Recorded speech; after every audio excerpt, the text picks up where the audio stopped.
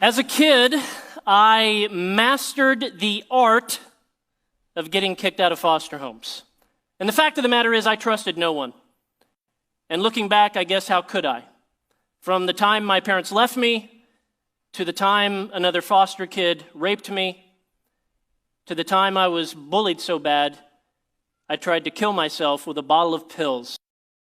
So I'm sitting in the van, in the driveway of this next home, preparing to meet Rodney and Christine from Yukon, Oklahoma. He looks in my eyes and says, "Son, you can keep causing problems, you can keep trying to mess up, you can keep pushing us away, you can keep trying to get us to kick you out of here, but you've got to get it through your thick head, son. We don't see you as a problem. We see you as an opportunity."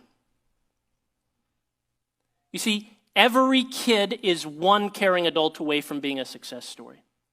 March 2015, Harvard's National Scientific Council on the Developing Child released this study saying, and I quote, "Every child who winds up doing well has had at least one stable and committed relationship with a supportive adult." My friend and mentor, Reggie Joyner from Atlanta, taught me to think about it this way. In this jar are 936 marbles. Each one of these marbles represents a single week from the birth of a kid until that kid turns 18 years old. You know, a 16-year-old, you got 104 marbles remaining. Right here, we are looking at time. In fact, you're looking at all the time or all of the weeks you have left to influence this kid, or this kid before they turn 18 and begin making critical life decisions without your presence. What matters isn't how much time you have left with a particular kid that you care about. What matters is what you do with that time left.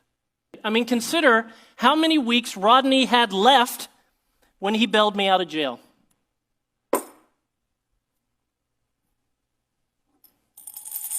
26. I was 6 months away from graduating high school. 26 weeks to get through my thick head, my bitterness, my anger, my distrust of adults, to get me to finally accept help.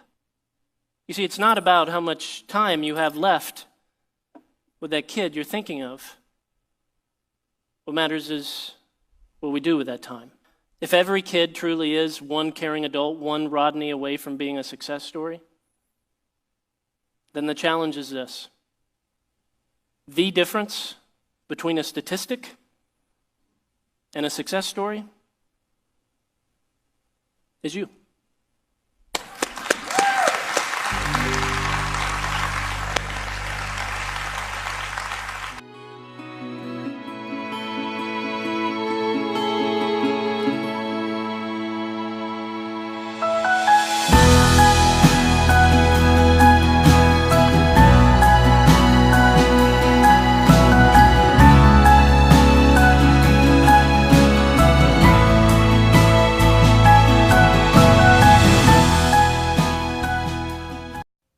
You remember what it was like in school.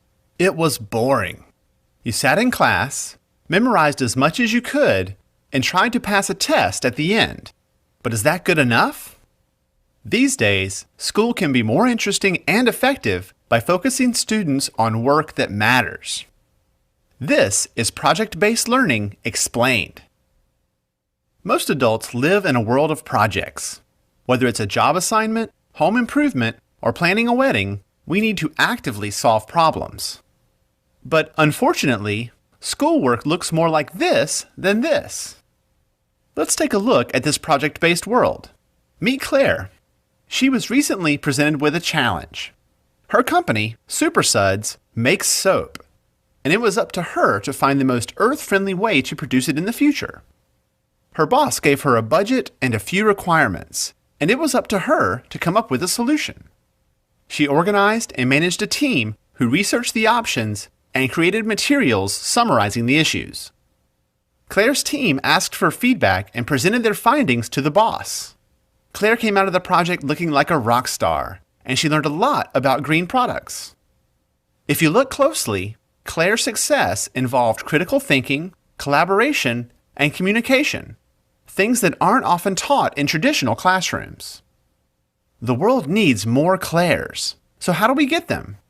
The answer is project-based learning, or PBL. By focusing students on a project, teachers put them on a path that deepens their knowledge and builds skills they'll need in the future. Here's what I mean. Mr. Simmons has always been a good science teacher, and his students do well on Friday's tests. Unfortunately, what they learned was gone by Saturday morning. That wasn't good enough for him. Soon he learned about project-based learning and decided to give it a shot. Mr. Simmons got the idea for his first project on microorganisms when nearly half of his students were suddenly absent with the flu. He asked his students why they thought so many of their classmates got sick at the same time. That lively discussion produced a lot of good questions and a list of things the kids wanted to know. Mr. Simmons then announced their project was to help elementary school kids understand, how can we not get sick? After dividing the class into teams, he got them started on the project. It was up to the students to ask questions, research, collaborate, give each other feedback, and figure out the best ways to make their points clear to children. One team chose to make an educational video on the connection between hand washing and avoiding the flu.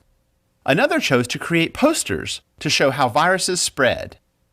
The project teams showed off their final work to an enthusiastic audience of parents and their children at a nearby elementary school.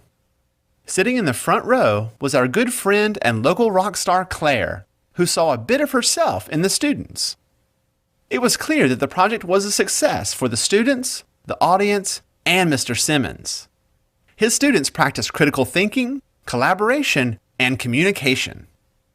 The project wasn't about memorization, but learning in depth about viruses and how to prevent spreading disease, a lesson they will never forget. At the end of the presentation, Claire introduced herself to the students and told them that they were rock stars and that the world needs more people who can think like them. To learn more about project-based learning, go to BIE.org.